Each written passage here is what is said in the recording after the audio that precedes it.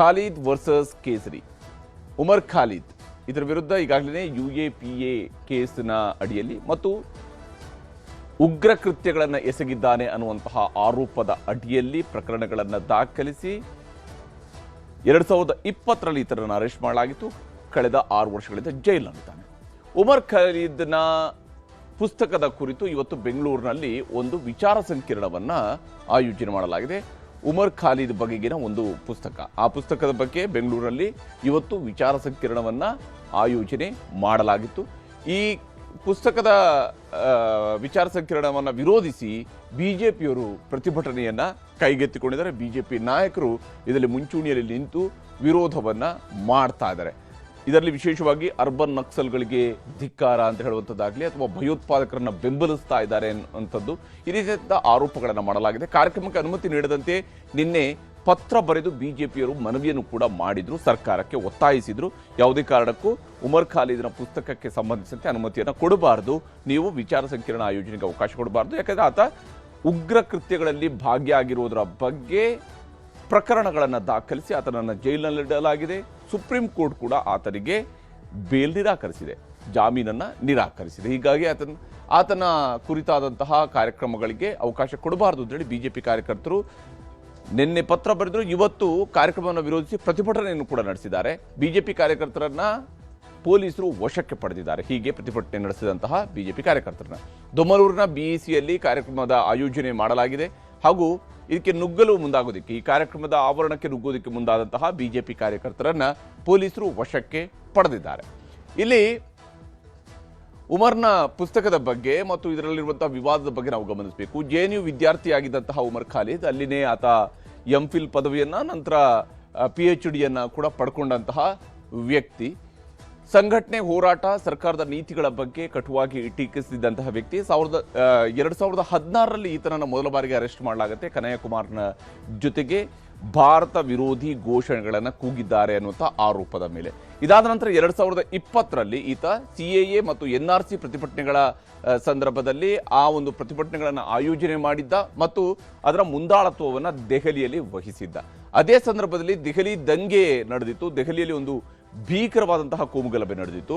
ಆ ದಂಗೆಯ ಪ್ರಮುಖ ಆರೋಪಿಯೂ ಕೂಡ ಇದೇ ಉಮರ್ ಖಾಲಿದ್ ಆಗಿದ್ದ.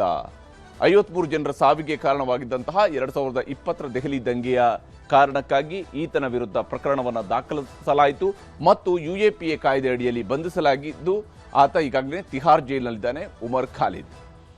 ಹೀಗಾಗಿ ಉಮರ್ ಖಾಲಿದ್ನ ಬಗ್ಗೆ ಬರೆದಿರುವಂತಹ ಪುಸ್ತಕದ ವಿಚಾರದಲ್ಲಿ ಒಂದು ವಿಚಾರ ಸಂಕಿರಣವನ್ನು ಇವತ್ತು ಆಯೋಜನೆ ಮಾಡಲಾಗಿದೆ. ಟೀಕೆ ಪ್ರತಿಭಟನೆಗಳ ನಡುವೆಯೂ ಕೂಡ ಉಮರ್ ಪುಸ್ತಕದ ವಿಚಾರ ಸಂಕಿರಣ ಮುಂದುವರೆದಿದೆ. ಇಲ್ಲಿ ಬಿಜೆಪಿಯವರ ವಿರೋಧ ಇತ್ತು, ಬಿಜೆಪಿಯವರ ಹೋರಾಟ ನಡೆಸಿದ್ದಾರೆ. ಬಿಜೆಪಿಯವರು ಯಾವುದೇ ಕಾರಣಕ್ಕೂ ಕೂಡ ಉಮರ್ ಖಾಲಿದ್ನಂತಹ ವ್ಯಕ್ತಿಯ ಬಗೆಗಿನ ಪುಸ್ತಕದ ವಿಚಾರ ಸಂಕಿರಣಕ್ಕೆ ಅವಕಾಶ ಕೊಡಬಾರದು ಅಂತೇಳಿ ಆಗ್ರಹಿಸ್ತಾ ಇದ್ದಾರೆ.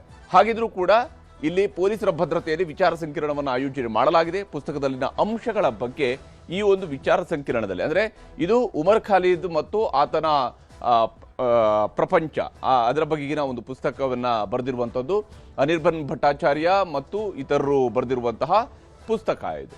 ಈ ಪುಸ್ತಕದ ಬಗ್ಗೆ ಇವತ್ತು ವಿಚಾರ ಸಂಕಿರಣ ನಡೀತಾ ಇದೆ. ಪೊಲೀಸರ ಭದ್ರತೆಯಲ್ಲಿ ನಡೀತಾ ಇರುವಂತಹ ವಿಚಾರ ಸಂಕಿರಣ.